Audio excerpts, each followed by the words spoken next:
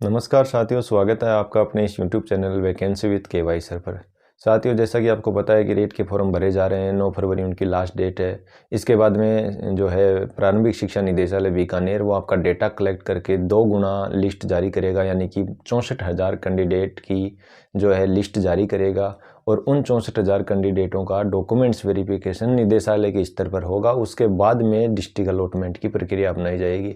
तो जो 64,000 candidate documents verification करवाएंगे, उनको क्या क्या डॉक्यूमेंट्स वेरिफिकेशन के समय आवश्यक हैं और क्या क्या आपको दस्तावेज बनवाने हैं, इस संबंध में हम चर्चा करेंगे। आप इनको नोट कर लेवे ताकि आपके पास एक लिस्ट बन जाए और उस हिसाब से आप डॉक्यूमेंट्स तैयार कर सके। जो डॉक्यूमेंट्स आपको बनाने हैं वो 3 सेट बनवाने हैं। कम से कम आपको 3 सेट इनके प्रिपेयर करने हैं, 3 सेट आपको तैयार करने हैं। जितने आवश्यक होंगे, जितने चाहिएंगे वो चाहिएंगे। कम पड़ेंगे तो बाद में और फोटोकॉपी हो जाएगी, लेकिन 3 सेट आपको बनवाने हैं। तो चलो डॉक्यूमेंट्स देख लेते हैं कि कौन कौन से डॉक्यूमेंट्स आपको चाहिए। सबसे पहले आपको मूल आवेदन पत्र चाहिए। मूल आवेदन पत्र कहाँ से ये है कि आप अभी जो निदेशालय की साइट पे आप SSYD के माध्यम से फॉर्म भरोगे, उसका जो प्रिंट आउट निकलेगा वो आपका मूल आवेदन पत्र है। ध्यान रखें, ये बहुत महत्वपूर्ण है। इसके बिना आपका जो है डॉक्यूमेंट्स वेरिफिकेशन नहीं होगा। तो इसको संभाल कर रखें और इसकी 2, 3, 4 प्रतियां अपने पास रखें। इनकी फोटो स्टेट अपने पास रखें। तो सबसे पहले आपका मूल आवेदन पत्र हो गया। नंबर 2 पे है आपका घोषणा पत्र। जो विज्ञप्ति में घोषणा पत्र का प्रारूप दे रखा है, उस हिसाब से आपको घोषणा पत्र बनवाना है। नोटरी पब्लिक से ये बनेगा, इस चीज़ का आप ध्यान रखिए। उसके बाद में है शपथ पत्र। आपको शपथ पत्र देने हैं। शपथ पत्र किस किस चीज़ का बनेगा वो देख लेते हैं। सबसे पहले अगर आप अविवाहित हैं तो अविवाहित होने का शपथ पत्र बनेगा। यदि आप विवाहित हैं तो आपका मैरिज सर्टिफिकेट लगेगा। अगर विवाहित हैं तो आपका दहेज नहीं लेने का शपथ पत्र लगेगा कि मैंने दहेज स्वीकार नहीं किया था, इस चीज़ का शपथ पत्र बनेगा। इसके बाद में संतान संबंधी शपथ पत्र बनेगा। कितनी संतान है, किस तारीख के बाद में कितनी संतान है, ये शपथ पत्र बनेगा। धूम्रपान का शपथ पत्र बनेगा कि मैं धूम्रपान नहीं करता हूँ, मैं गुटखा, बीड़ी, जर्द, सिगरेट, किसी भी प्रकार का नशा पता नहीं करता हूँ। उसके बाद में शौचालय संबंधी शपथ पत्र बनेगा आपका कि मैं शौचालय यूज करता हूँ। ये धूम्रपान का और शौचालय का एक ही में बन जाएगा आपका। और एक आपका शपथ पत्र बनेगा संविधान की पालना का, जैसा कि रीट 2018 में हम लोगों ने बनवाया था। संविधान की पालना का शपथ पत्र भी आपको बनेगा। ये शपथ पत्र और घोषणा पत्र आपको कहीं भटकने की आवश्यकता नहीं है। इनका जो है घोषणा पत्र का प्रारूप तो विज्ञप्ति में दे रखा है और शपथ पत्र का प्रारूप नोटरी पब्लिक वालों के पास होता है। जैसा आप उनको लैंग्वेज बोलोगे वो उस हिसाब से बना के दे देंगे। ठीक है। अगली चीज़ है रीट की मार्कशीट। आपको ओरिजिनल चाहिए। जी हाँ, डॉक्यूमेंट्स वेरिफिकेशन में आपको ओरिजिनल चाहिए और तब तक आपको जो है रीट कार्यालय से रीट की मार्कशीट आप तक पहुंच जाएगी, आपको मिल जाएगी। तो आप टेंशन नहीं लेवे। इसके बाद में 10वीं और 12वीं की मार्कशीट और उनके प्रमाण पत्र, 10th की मार्कशीट और उनका सर्टिफिकेट, 12th की मार्कशीट और उसका सर्टिफिकेट। यदि ये दोनों चीज़ें कंबाइंड में हैं तो कोई दिक्कत नहीं है। नहीं, पहले अलग अलग आती थी, तो वो दोनों चीज़ें चाहिए आपको। 10वीं की मार्कशीट और प्रमाण पत्र, 12वीं की मार्कशीट और प्रमाण पत्र। इसके बाद में स्नातक के तीनों वर्षों की अंक तालिका आपको चाहिए। इस चीज़ का आप ध्यान रखें। सिर्फ अंतिम वर्ष की नहीं चलेगी, तीनों वर्ष की अंक तालिका आपको डॉक्यूमेंट्स वेरिफिकेशन में दिखानी पड़ेगी, आपको लेके जानी पड़ेगी। इसके बाद में है स्नातक की डिग्री। हाँ जी, स्नातक की डिग्री भी आपको चाहिए। ये स्नातक की डिग्री प्रोविजनल भी चलेगी। यदि आपके पास डिग्री नहीं है तो आप यूनिवर्सिटी से या अपने महाविद्यालय से जो भी है प्रोविजनल भी निकलवा सकते हैं, तो वो भी चलेगी। इस चीज़ का आप ध्यान रखें, लेकिन होना ज़रूरी है आपके पास।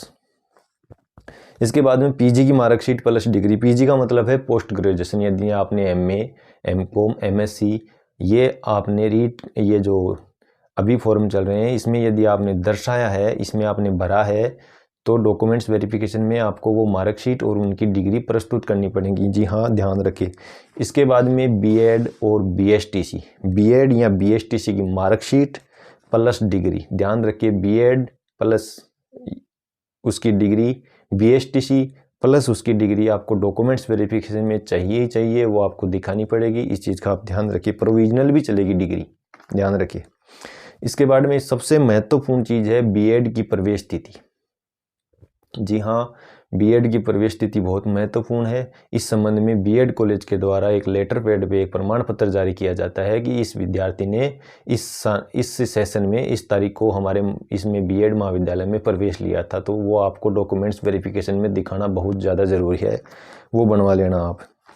इसके साथ में बीएड कॉलेज से यानी कि जो लास्ट रेगुलर संस्था है आपका, वहाँ से एक चरित्र प्रमाण पत्र भी बनेगा। इस चीज़ का ध्यान रखिए आप। प्रवेश तिथि के साथ साथ आपको बीएड का जो है रेगुलर संस्था रही होगी आपकी बीएड, तो उसका चरित्र प्रमाण पत्र भी आपको चाहिए।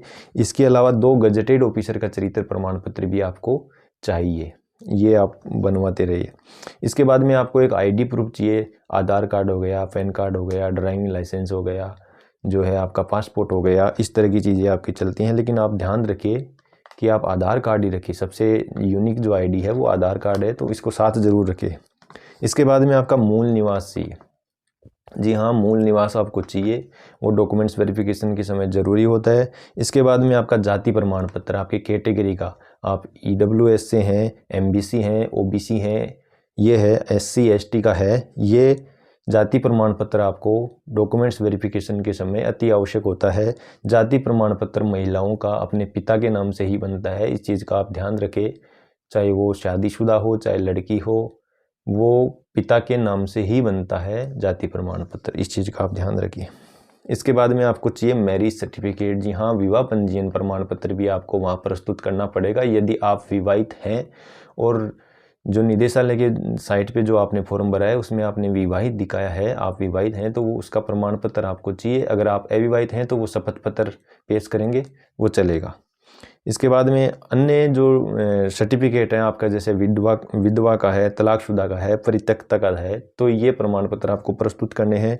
विकलांगता प्रमाण पत्र यदि आप हैं, उस कैटेगरी से हैं, तो फिजिकल हैंडीकैप होने का प्रमाण पत्र आपको प्रस्तुत करना है। खिलाड़ी होने का, यदि आप खिलाड़ी की कैटेगरी से आते हैं तो खिलाड़ी होने का प्रस्तुत आपको करना पड़ेगा।